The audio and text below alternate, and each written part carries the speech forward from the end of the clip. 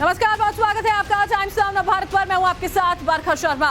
रूस यूक्रेन जंग में अब तक जीत न मिलने से रूसी राष्ट्रपति पुतिन पूरी तरह से तिलमिला गए हैं और अब उनके टारगेट पर है यूक्रेन से रूस के कब्जे में आया खेरसोन का वो इलाका जिसे उन्होंने पूरी तरह खाली करने का फरमान दे दिया है। पुतिन के इस फरमान से आशंका जताई जा रही है कि पुतिन को एटमी हमले की वजह मिल गई है। अब सवाल यह है कि क्या यूक्रेन से परेशान पुतिन परमाणु युद्ध की हद तक जाएंगे? दुनिया को खबरदार करने वाली कयामत की घड़ी भी तो कुछ ऐसे ही संकेत दे रही है।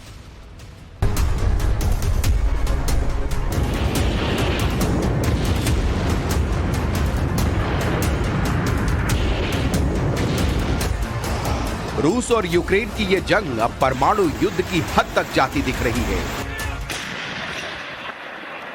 एक तरफ कयामत की घड़ी प्रलय के संकेत दे रही है तो दूसरी तरफ रूसी कब्जे वाले खेरसान में महाविनाश का अलार्म बज चुका है।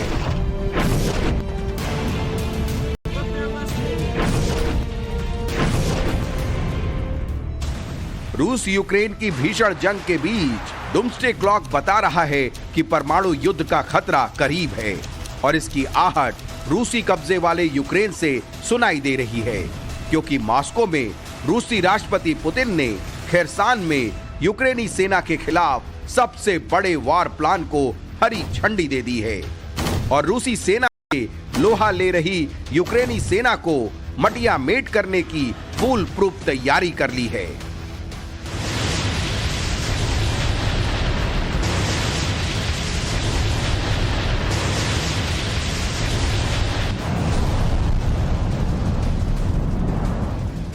हर बीतते दिन के साथ खेरसान की हालत खराब होती जा रही है।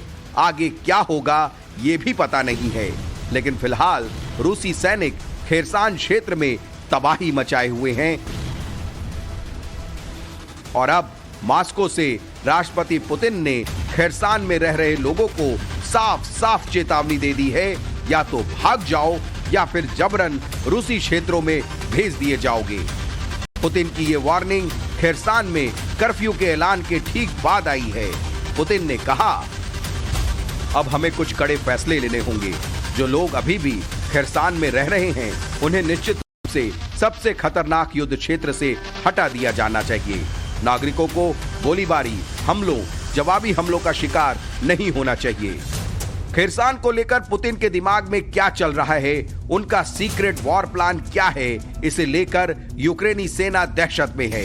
यूक्रेन को खेरसान में रूसी सेना के अब तक के सबसे बड़े हमले का खौफ सता रहा है, क्योंकि रूस के कब्जे वाले खेरसान के प्रशासनिक भवन से रूसी झंडा उतारने से भी पुतिन बेहद गुस्से में है। यहां शुक्रवार देर रात से ही कर्फ्यू लागू कर दिया गया है। रूसी सैनिक खेरसान में चौकियों को छोड़कर निप्रो नदी के पूर्वी तट पर जा रहे हैं। वहीं खेरसान के रूसी गवर्नर स्ट्रेमोसोव ने भी साफ कर दिया है कि यहाँ के हालात बिगड़ने वाले हैं। रूस से लगातार आ रहे बयानों और फौजी मूवमेंट से ये साफ है कि खेरसान में महायुद्ध का सबसे बड़ा मोर्चा खुल गया है। आर पार की जंग की तैयारी हो रही है। इस बीच बाइडेन के सिक्योरिटी एडवाइजर भी एकाएक यूक्रेनी राष्ट्रपति जेलेंस्की से मिलने कीव पहुंच गए। ऐसे में बड़ा सवाल यह है कि क्या पुतिन की पलटन महायुद्ध का सबसे बड़ा मोर्चा खेरसान में खोलने जा रही है? क्या खेरसान से ही परमाणु युद्ध की शुरुआत होगी? यूक्रेन से परेशान पुतिन क्या परमाणु युद्ध की हद तक जाएंगे?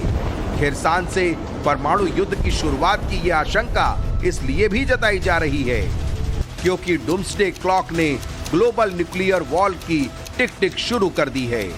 डूम्सडे क्लॉक एक सिंबॉलिक डिवाइस है जो लोगों को आगाह करती है कि इंसान खुद को तबाह करने के कितने करीब है। इसकी गिनती करने वाली समिति हर साल जलवायु परिवर्तन और परमाणु हथियारों के खतरे के मद्देनजर इसे अपडेट करती है। अब तक इसे 20 बार रीसेट किया जा चुका है, लेकिन इस बार सुई का कांटा 75 साल के इतिहास में सबसे ज्यादा तनावपूर्ण मुकाम पर बताया गया है। इस डूम्सडे क्लॉक ने चेतावनी दी है कि हम नींद में परमाणु युद्ध की तरफ बढ़ रहे हैं। यूक्रेन युद्ध के चलते दुनिया के परमाणु युद्ध की ओर बढ़ने की आशंका है। इतने यकीन से ये बात इसलिए कही जा रही है क्योंकि अब तक जब भी डूम्सडे क्लॉक ने भविष्यवाणी की है, कहीं न कहीं कुछ हद तक विनाशकारी जरूर हुआ है। इस बार भी जारी चेतावनी इसलिए अहम है क्योंकि रूस और यूक्रेन युद्ध को 9 महीने होने वाले हैं और इस दौरान कई बार परमाणु हथियारों के इस्तेमाल की धमकी भी दी जा चुकी है। मीडिया रिपोर्ट्स के मुताबिक रूस की राजधानी मॉस्को में राष्ट्रपति व्लादिमीर पुतिन के आदेश पर 900 बम शेल्टर बनाए जा रहे हैं। इनमें से कुछ बनकर तैयार भी हो चुके हैं। अकेले खामोविनिक में पॉश इलाके में करीब 30 बम शेल्टर बनाने का दावा किया गया है। दावा किया जा रहा है कि इनमें से एक शेल्टर रेडिएशन प्रूफ है, जिसके ऊपर न्यूक्लियर बम का भी कोई असर नहीं होगा। इसलिए आशंका जताई जा रही है कि यूक्रेन से युद्ध खत्म करने के लिए रूस न्यूक्लियर बम का इस्तेमाल कर सकता है और जवाबी हमले से बचने के लिए बम शेल्टर भी बना रखा है ताकि लोगों को यहां शरण दी जा सके। डूम्सडे क्लॉक की निगरानी करने वाली magazine bulletin of the atomic scientist के एक्सपर्ट्स का भी दावा है कि रूसी सैन्य अधिकारी यूक्रेन में परमाणु हथियारों के इस्तेमाल की संभावना पर चर्चा कर रहे हैं। मैगजीन के एडिटर फ्रांकोइस डियाज मारिन ने अनुमान लगाया है कि अमेरिका और रूस के बीच का युद्ध सीधे तौर पर कम से कम 36 करोड़ लोगों की जान ले लेगा। कुछ ही मिनटों के भीतर सैकड़ों या हजारों बम विस्फोट हो जाएंगे। तो क्या महाविनाश की दहलीज पर खड़ी दुनिया के लिए अलार्म बज चुका है? डूम्सडे क्लॉक बता रही है कि परमाणु युद्ध का खतरा करीब है। तो क्या ये खतरा खेरसान से दस्तक दे रहा है? रूस खेरसान को किसी भी कीमत पर अपने कब्जे से निकलने नहीं देना चाहता। खेरसान ब्लैक सी के पास मौजूद एक प्रमुख बंदरगाह है। ये पोर्ट रणनीतिक रूप से तो अहम है, साथ ही भूमध्य सागर को जोड़ने वाला व्यापारिक रास्ता भी यहीं से होकर जाता है। लिहाजा समुद्र व्यापार के लिए भी इस पर कंट्रोल जरूरी है। खेरसान रूस की सीमा के भी काफी करीब है। खेरसान के जरिए रूस अपनी समुद्री ताकत बढ़ा सकता है। रूस मॉस्को को डोनबास के डोनेट्स्क और लुहांस्क के क्रीमिया को जोड़ने के लिए एक ब्रिज बना सकता है। साफ है, जंग में पुतिन झुकने को तैयार नहीं है। वो लगातार रूस को बचाने की बात कर रहे हैं, कह रहे हैं कि हर जरूरी फैसला लिया जाएगा। खतरा होने पर हर हथियार का इस्तेमाल किया जा सकता है। इसलिए पुतिन के तल्ख तेवर और खेरसान को खाक में मिलाने की रूसी सेना की तैयारी ने परमाणु युद्ध का अलार्म बजा दिया है। ब्यूरो रिपोर्ट, टाइम्स नाउ नव भारत।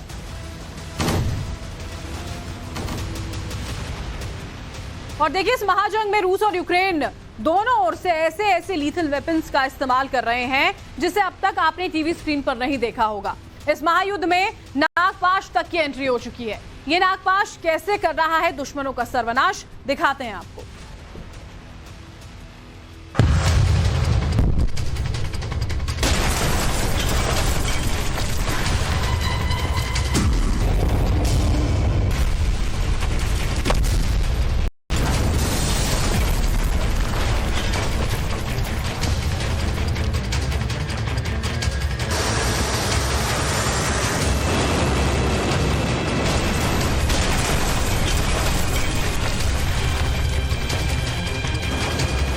रूस यूक्रेन महाजंग में नागपाश की एंट्री की ये तस्वीर है।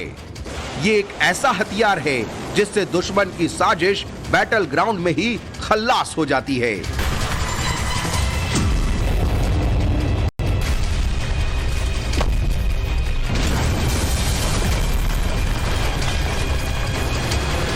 लॉन्चर से जब ये लॉन्च होता है तो 2 लहराते हुए तार दुश्मन के इलाके में गिरते हैं। थोड़ी देर के लिए सन्नाटा पसर जाता है और फिर एक तेज धमाके के साथ सिर्फ धूल और आग का गुबार दिखता है।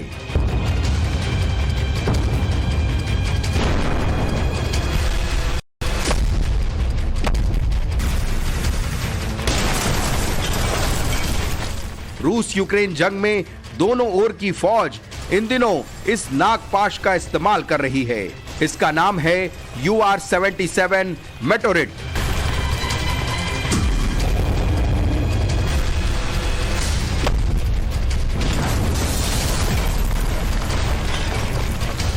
UR-77 मेटोरिट में माइंस को तबाह करने वाले 2 लाइन चार्ज होते हैं। इसकी चौड़ाई 6 मीटर जबकि लंबाई 90 मीटर होती है। जब ये लॉन्च होता है तो इसके लाइन चार्ज में बहुत तेज कंपन होता है। जैसे ही इसके संपर्क में कोई लैंड माइंस आता है वो फट जाता है।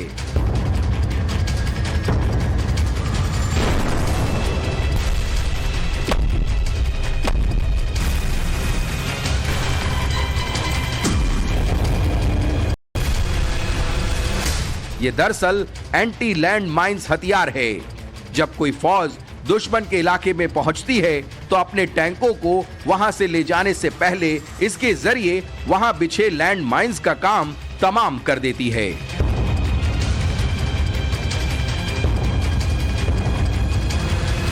UR-77 मेटोरिट का इस्तेमाल अजरबैजान, रूस, सीरिया और यूक्रेन कर रहे हैं। UR-77 anti land mine system Russian army के पास है। ये माइन सिस्टम रशियन आर्मी ने अजरबैजान को भी दिया था और सीरिया और यूक्रेन ऑपरेशंस में इस्तेमाल हुआ है। ये एक बहुत इफेक्टिव सिस्टम है। ये आर्मर्ड चेसी के ऊपर माउंट होता है और इसमें चार्जेस लगे होते हैं। जो भी माइंड एरिया को अगर क्लियर करना होता है तो जहाँ से माइंस का एरिया स्टार्ट होता है उससे पहले ये सिस्टम को, ये आर्मर्ड चेसी को प्लेस किया जाता है और चार्ज फायर किए जाते हैं।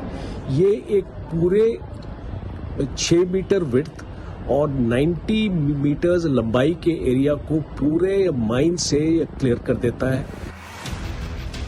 एक नजर में आपको ऐसा भी लग रहा होगा कि यहाँ फास्फोरस बम या फिर केमिकल बम का अटैक हुआ है। इस तरह की तस्वीर इन दिनों रूस और यूक्रेन के युद्ध में आपको आए दिन देखने को मिल रही होगी।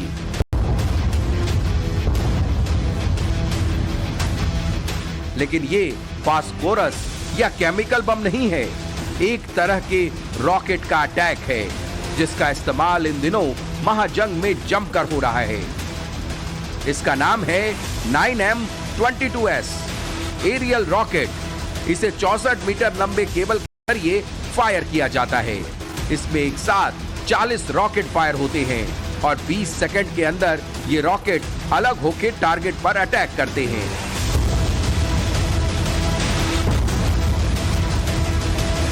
दुश्मन को लगता है कि फास्फोरस बम से हमला हुआ है, लेकिन दरअसल ये रॉकेट अटैक है।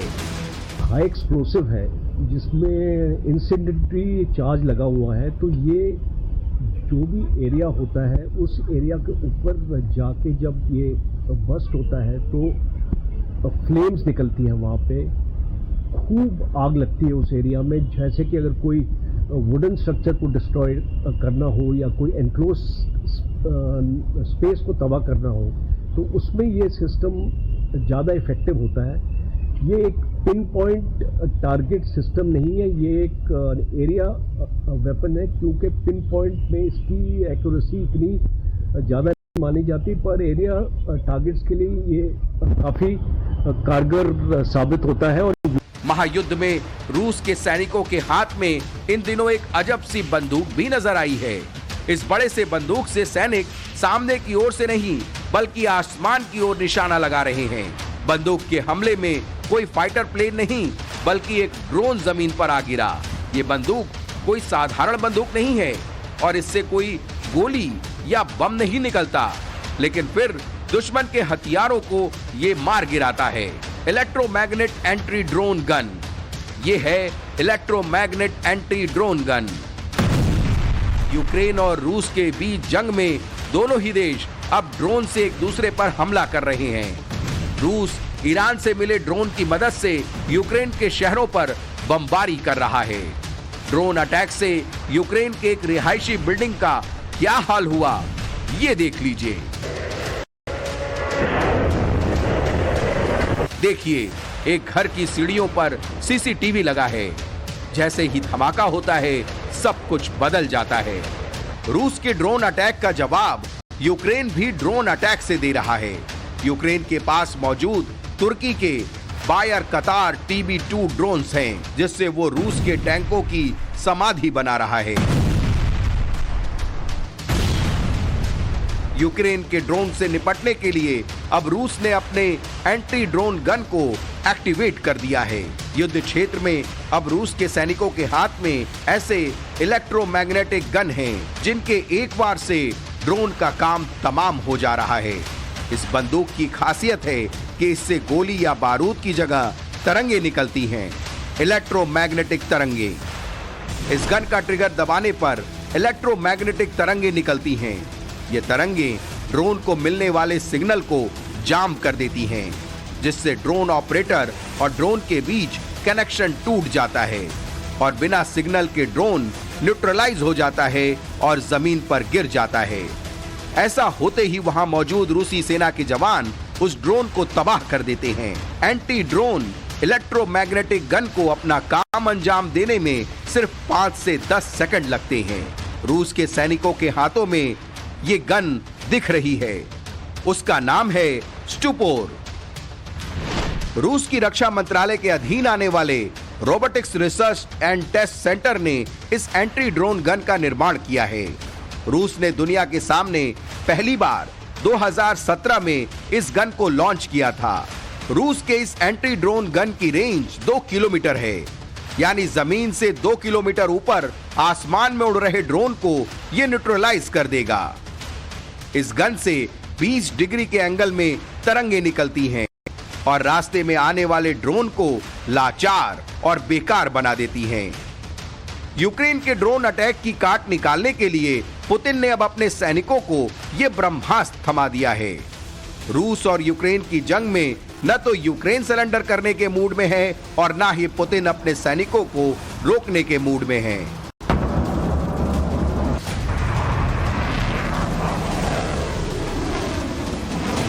8 महीने से ज्यादा समय से जारी इस जंग में अभी कई और खतरनाक मोड़ आने वाले हैं, जिसकी आशंका से दुनिया सहमी हुई है। Bureau report, Times Now Navbharat.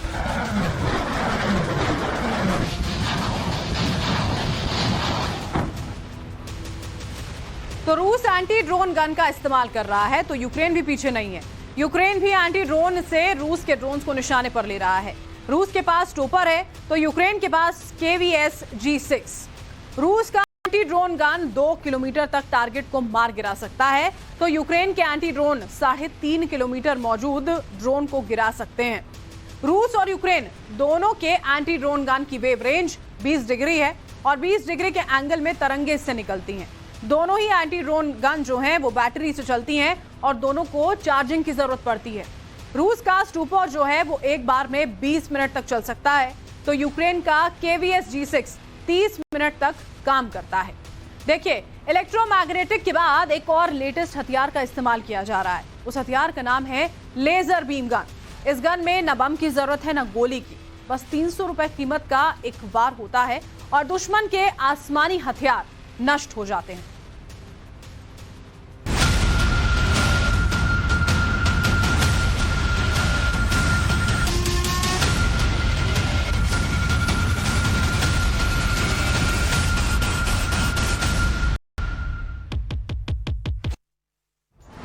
रूस यूक्रेन के बीच जारी युद्ध में अब तक गोला बारूद, मिसाइल से लेकर ड्रोन तक के हथियारों के इस्तेमाल की तस्वीरें आपने देखी।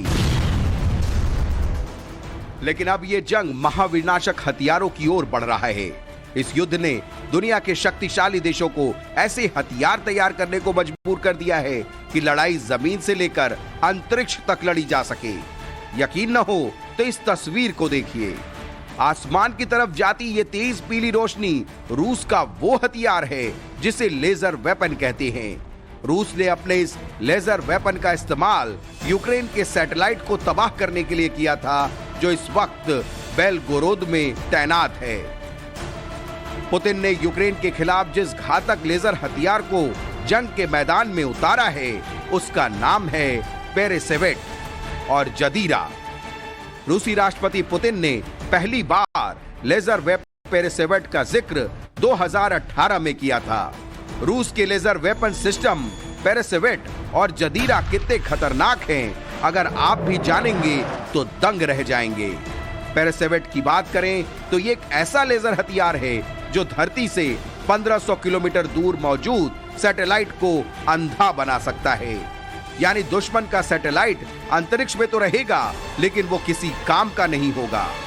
रूस यूक्रेन वॉर में पेरिसेविट लेजर वेपन की तैनाती कितनी अहम है, इस बात का अंदाजा इससे लगाया जा सकता है कि आमतौर पर सैटेलाइट के द्वारा परमाणु हथियार कैरी करने वाले इंटरकॉन्टिनेंटल बैलिस्टिक मिसाइल की निगरानी की जाती है। यानी कि अगर यूक्रेन रूस पर किसी भी मिसाइल से हमला करने की कोशिश करे तो इस पेरिसेविट लेजर वेपन के द्वारा उस सैटेलाइट को ध्वस्त किया जा सकता है। यानी कि आसमान पर ही नहीं, जमीन पर भी उनके इरादों को पूरी तरह से विफल कर दिया जा सकता है। वहीं अगर रूस के दूसरे शक्तिशाली लेजर वेपन जदीरा की बात करें तो ये 5 किलोमीटर दूर से ही ड्रोन मिसाइल को 5 सेकंड में अपनी तेज रोशनी से जलाकर खाक कर देगा। जदीरा लेजर वेपन इंफ्रारेड लाइट की रोशनी को दुश्मन के टारगेट की तरफ तब तक भेजता है जब तक वो जलकर तबाह न हो जाए। जदीरा लेजर वेपन को रूस की न्यूक्लियर कॉरपोरेशन रोसातोम ने बनाया है। रूस के लेजर वेपन्स ने नाटो देशों की चिंता बढ़ा दी है।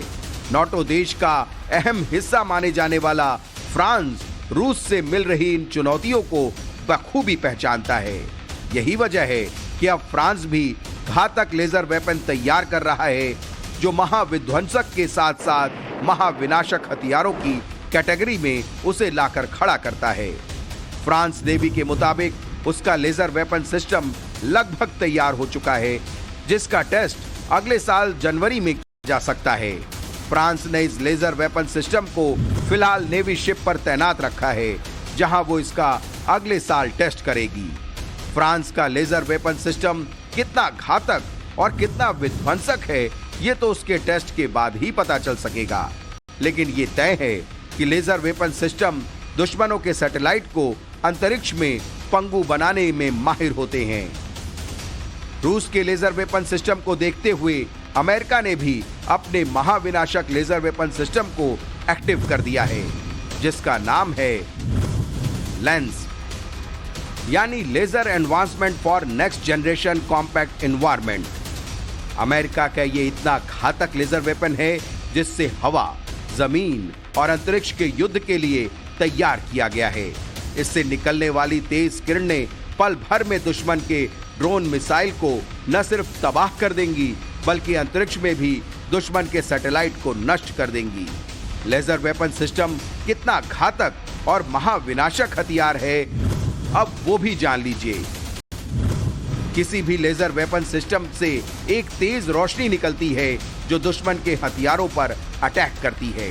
ये किलर रोशनी माइक्रोवेव या इंफ्रारेड किरणें हो सकती हैं। लेजर वेपन सिस्टम अंतरिक्ष में सैटेलाइट को भी नष्ट करने की क्षमता रखती है। ये हवा में मिसाइल ड्रोन को भी तबाह कर सकती है। फाइटर जेट तक को पिघला देने की इसमें ताकत है। खास बात यह है कि लेजर वेपन सिस्टम की रडार की पकड़ से दूर रहता है और बिना आवाज किए टारगेट पर अटैक कर देता है। और इसकी सबसे अहम बात यह है कि लेजर वेपन सिस्टम से एक बार में अटैक करने पर महज 300 रुपए का ही खर्च आता है। इस तरह से रूस यूक्रेन के खिलाफ अपने लेजर वेपन सिस्टम का इस्तेमाल कर रहा है। इसे लेकर अब वॉर स्ट्रेटजी भी बदली जा रही है। बाइडेन एडमिनिस्ट्रेशन वैसे तो यूक्रेन को हथियारों की सप्लाई करने में कोई कसर नहीं छोड़ रहा है, लेकिन अब हालात ऐसे बन रहे हैं कि अमेरिका अपने घातक लेजर वेपन को रूस के खिलाफ युद्ध में मैदान में उतार सकता है। और अगर ऐसा हुआ तो महाजंग एक अलग ही लेवल पर पहुंच जाएगा और उसके बाद तबाही की जो तस्वीर आएगी वो शायद दुनिया ने अब तक नहीं देखी होगी। Bureau report, Times Now Navbharat.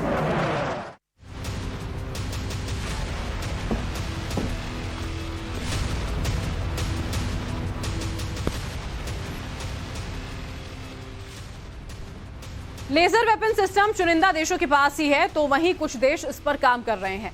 किन देशों के पास ये लेजर वेपन सिस्टम है जिसे वो अपने ब्रह्मास्त्र के तौर पर इस्तेमाल करते हैं? इसमें सबसे पहला नाम आता है अमेरिका का। अमेरिका के पास लांस यानी कि laser advancement for next generation compact environment system है। ये लेजर हथियार अमेरिका अपने फाइटर जेट में तैनात करता है। इसके बाद बात इजराइल की। इजराइल के पास भी आयरन बीम नाम का लेजर इंटरसेप्शन सिस्टम है। गाजा पट्टी से जो मिसाइलें दागी जाती हैं उन्हें इजराइल की आयरन बीम लेजर वेपन तबाह कर देती है। रूस के पास पेजोवेट और जदीरा नाम के 2 लेजर वेपन सिस्टम्स हैं। अभी हाल ही में रूस ने पेरिस्वेट लेजर सिस्टम को यूक्रेन के सैटेलाइट तबाह करने के लिए इस्तेमाल किया था। चीन के पास भी RKA यानी कि रिलेटिविस्टिक क्लाइस्ट्रॉन एम्पलीफायर लेजर सिस्टम है।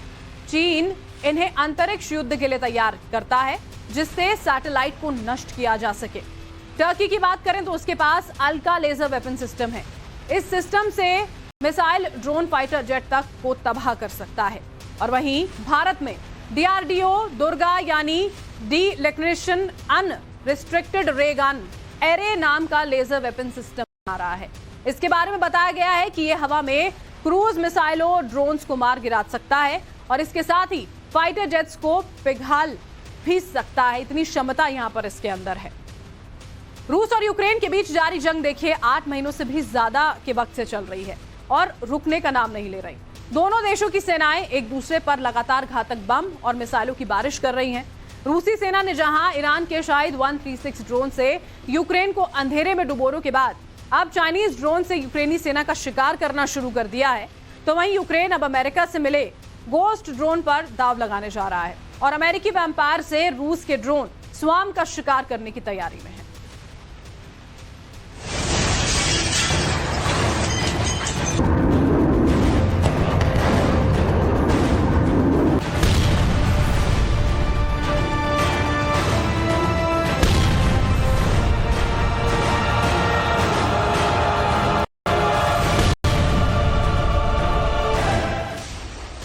यूक्रेन की जमीन पर आसमान से कयामत बरस रही है। 10 अक्टूबर से रूसी सेना के ड्रोन अटैक में तेजी आई और तब से लेकर अब तक ताबड़तोड़ ड्रोन हमलों से यूक्रेनी सेना त्राहिमाम कर रही है। रूस के इस ब्रह्मास्त्र का तोड़ यूक्रेन अभी तक खोज नहीं पाया। न तो यूक्रेनी एयर डिफेंस सिस्टम रूस के कामिकेजी ड्रोन का शिकार कर पा रहे हैं, न ही उसके पास एडवांस काउंटर ड्रोन सिस्टम है और रूसी ड्रोन ढूंढ कर अपने शिकार का खात्मा करते जा रहे हैं और जंग का नक्शा बदल रहे हैं।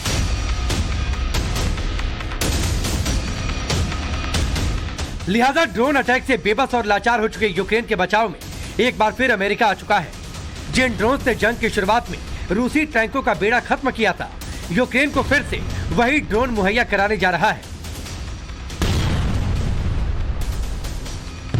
जी हां, अमेरिका यूक्रेन को एक बार फिर घोस्ट ड्रोन की खेप देने जा रहा है, जिन्होंने मार्च अप्रैल में डोनबास और कीव के बाहर जुटे रूसी टैंकों के बेड़े को तबाह करके रख दिया था।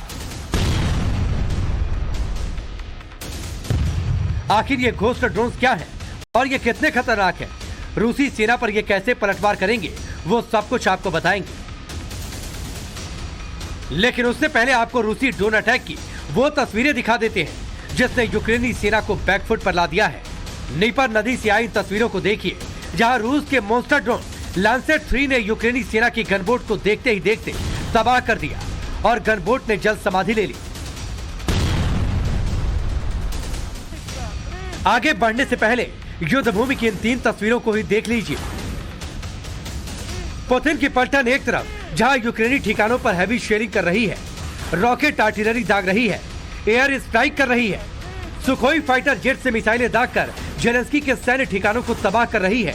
वहीं कामिकेजी ड्रोन से लगातार हमले कर कहर भी बरपा रही है। लेकिन ये बारूदी जलजला यहीं थमता दिख नहीं रहा। यूक्रेन के साथ जंगी मोर्चे पर रूस पहले से ही शाहिद 136 ड्रोन का इस्तेमाल कर रहा है, जिसके बारूदी हमलों से यूक्रेन त्राहिमाम कर रहा है। यूक्रेन के सैन्य ठिकानों से लेकर मिलिट्री से जुड़े सिविलियन इंफ्रास्ट्रक्चर को शाहिद ड्रोन ने धुआं कर दिया। हमलों के बाद से इन इलाकों में न तो बिजली है, न ही पानी और न ही दूसरी जरूरी सुविधाएं। और अब चाइनीज ओरिजिन के DJI ड्रोन के आतंक ने यूक्रेनी सेना को खौफजदा कर दिया है। यूक्रेन के एक पत्रकार ने दावा किया है कि रूसी सेना चीन के मैट्रिस 30T मॉडल ड्रोन को युद्ध भूमि में उतार चुकी है। रूस के जालिम शिकारी उड़ान भरते ही यूक्रेन के शहरों को बारूद की आग में जलाकर खाक कर रहे हैं और यूक्रेनी सेना बस मुंह ताकती जा रही है। वो दुनिया भर से एडवांस एयर डिफेंस सिस्टम की गुहार लगा रही है।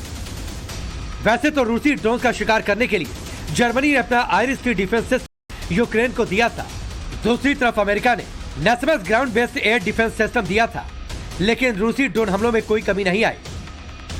इसीलिए अमेरिका ने जैसे को तैसे की भाषा में जवाब देने के लिए यूक्रेन को फिर से फेनिक्स घोस्ट ड्रोन देने का फैसला किया है। हाल ही में अमेरिका ने यूक्रेन के लिए $40 करोड़ का जो सुरक्षा पैकेज जारी किया, उसी के तहत यूक्रेनी सेना को T-72 टैंक और जमीन से हवा में मार करने वाली हॉक मिसाइलें मुहैया कराई जा रही हैं। इन्हीं के साथ यूक्रेनी सेना को मिल रहे हैं फेनिक्स घोस्ट ड्रोन। इन ड्रोन्स में कैमरा और वॉरहेड दोनों होते हैं, जिससे सर्विलांस के साथ साथ इससे अटैक भी किया जाता है। फेनिक्स घोस्ट ड्रोन्स एक बार में 6 घंटे तक उड़ान भर सकते हैं। इनमें इंफ्रारेड सेंसर से लैस होने की वजह से रात में भी हमला करने की क्षमता होती है। इसे ऑपरेट करने के लिए बहुत ज्यादा ट्रेनिंग की जरूरत नहीं है। बताया जाता है कि फेनिक्स ड्रोन बख्तरबंद गाड़ियों के खिलाफ काफी कारगर है। जंग की शुरुआत में जब रशिया यूक्रेन के डोनबास क्षेत्र पर कब्जा करना शुरू किया और कीव के बाहर अपने टैंकों का बेड़ा भेजा था, तब कीव के बाहर जुटे रूसी टैंकों के बेड़े को नष्ट करने में इन ड्रोन्स की भूमिका काफी अहम थी। तुर्की के बाहर कतार ड्रोन्स के साथ जुगलबंदी में इन ड्रोन्स ने रूसी टैंकों के बेड़े में तबाही मचा दी थी। शुरुआत में अमेरिका ने यूक्रेन को 400 ड्रोन ही मुहैया कराए थे। हालांकि इस बार इनकी संख्या 1100 के करीब रहेगी। अमेरिकी ड्रोन की सप्लाई से रूसी खेमे में भी तबाही देखने को मिल सकती है, लेकिन फिलहाल यूक्रेन के पास रूसी ड्रोन स्वार्म अटैक से बचाव का कोई कारगर हथियार नहीं। हर ड्रोन को मार गिराने के लिए यूक्रेन को अपनी मिसाइलें दागनी पड़ रही हैं। लिहाजा अमेरिका यूक्रेन को ड्रोन का शिकार करने वाला एंटी ड्रोन सिस्टम वैम्पायर भी देने जा रहा है। ये ड्रोन या दूसरे अनमैन्ड एरियल व्हीकल को टारगेट बना सकता है। यूएवी को निशाना बनाने के लिए ये छोटी मिसाइलों का इस्तेमाल करता है। इसके कई तरह के टारगेट पर हमला करने के लिए इसे डिजाइन किया गया है। इसे सतह से सतह पर मार करने के लिए भी इस्तेमाल किया जा सकता है। सबसे अच्छी बात यह है कि high mobility artillery rocket system की तरह वैम्पायर को पिकअप ट्रकों पर भी फिट किया जा सकता है। हालांकि यूक्रेन को यह एंटी ड्रोन सिस्टम मिलने में अभी लंबा वक्त लग सकता है। तब तक यूक्रेन के लिए हर दिन एक बड़े सदमे जैसा साबित होगा, क्योंकि ये जंग अब ऐसे मोड़ पर पहुंच चुकी है जहां परमाणु युद्ध का अलार्म बज रहा है और दुनिया तीसरे विश्व युद्ध के मुहाने पर खड़ी है। Bureau report, Times now Bharat.